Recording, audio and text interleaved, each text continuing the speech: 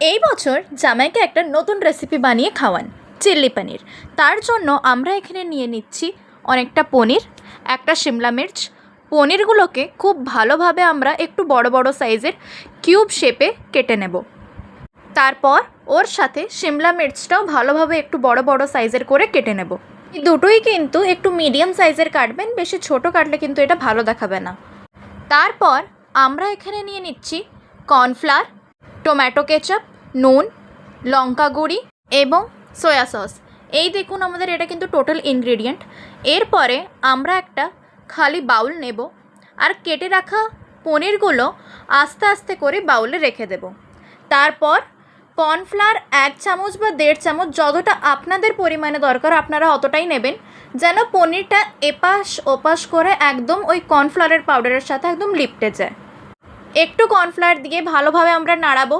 তারপর আমরা একটু লঙ্কা গুঁড়ি দিয়ে ওটাকে ভালোভাবে মিক্স করব। হাত দিয়ে কিন্তু আপনারা করবেন না, ওটা যেমনভাবে ভিডিওতে দেখানো হয়েছে তেমনভাবেই করবেন। পনিরের সাথে কর্নফ্লাওয়ার লাগানোর পর ওকে কিন্তু 5 মিনিট রেস্টে রাখবেন। তারপর এখানে আমরা একটা কড়া নিয়ে নেব, ওতে তেল একটু গরম করে নেব, আর তারপর একটা একটা করে পনির আমরা ওতে দিতে থাকবো। আপনারা কিন্তু একসাথে সব পনিরকে ঢেলে দেবেন না, যেহেতু এটা এখানে চিলি পনির বানছে, তাই এখানে আমরা এক একটাকে ভালোভাবে ভাজতে দেব। এই দেখুন এখানে আমরা প্রায় সব পনির রেখে দিয়েছি। এবার আস্তে আস্তে করে এটাকে এপিট আর ওপিট করে ভালোভাবে আমরা এটাকে ভেজে নেব।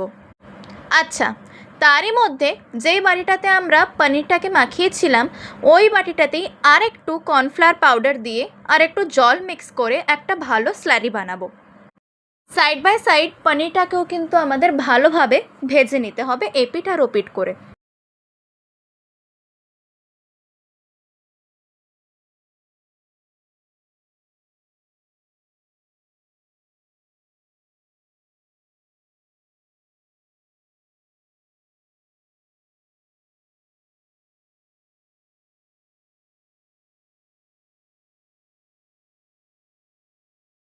যখন দেখবেন একটু লাল হয়ে আসছে তখন কিন্তু পনিরটাকে একটা আলাদা কন্টেনারে তুলে রাখবেন।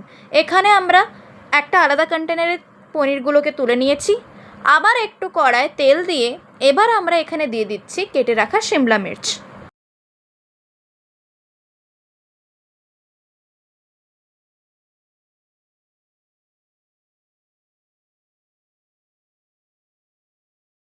এখন শিমলা মির্চগুলো ফ্রাই হচ্ছে, একটু একটু ভালোভাবে ফ্রাই হলেই এটাতে আমরা দিয়ে দেব সয়া সস।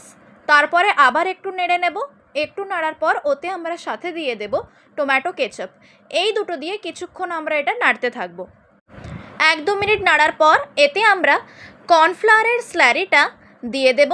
কর্নফ্লাওয়ারের স্লারিটা দেওয়ার পর দেখবেন যেটা একটু গাঢ় হয়ে এসছে।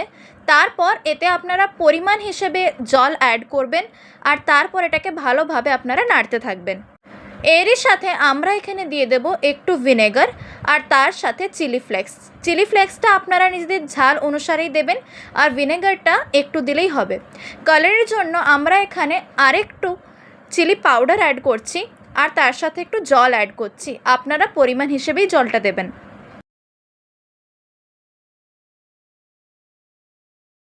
দেখুন টেক্সচারটা এবার কিন্তু একটু হালকা গাঢ় হয়ে এসছে। আর এই সময় আমরা এখানে ভেজে রাখা পনিরগুলোকে দিয়ে দেব। পনিরগুলো দেওয়ার পর আবার আমরা কিছুক্ষণ এটাকে ভালোভাবে নাড়তে থাকবো। যদি জল কম থাকে একটু পরিমাণ সামান্য জল দিয়ে এটাকে আবার ভালো করে নাড়ব। সবের শেষে একটু গোলমরিচের গুঁড়ো আমরা এর উপরে ছড়িয়ে দেব। এই দেখুন কত তাড়াতাড়ি এখানে চিলি পনির বেনে রেডি হয়ে গেছে। যেহেতু এটা নিরামিষ রান্না তাই এখানে আমরা অনিয়ন অ্যাড করছি না। যদি আপনারা আমিষ খেতে চান তাহলে কিন্তু এতে নিশ্চয়ই পেঁয়াজ আপনারা অ্যাড করতে পারেন। এইবারের জামাই ষষ্ঠীতে শুধু জামাই আসবে নয়, বরং চেটে পুটে খেয়ে যাবে।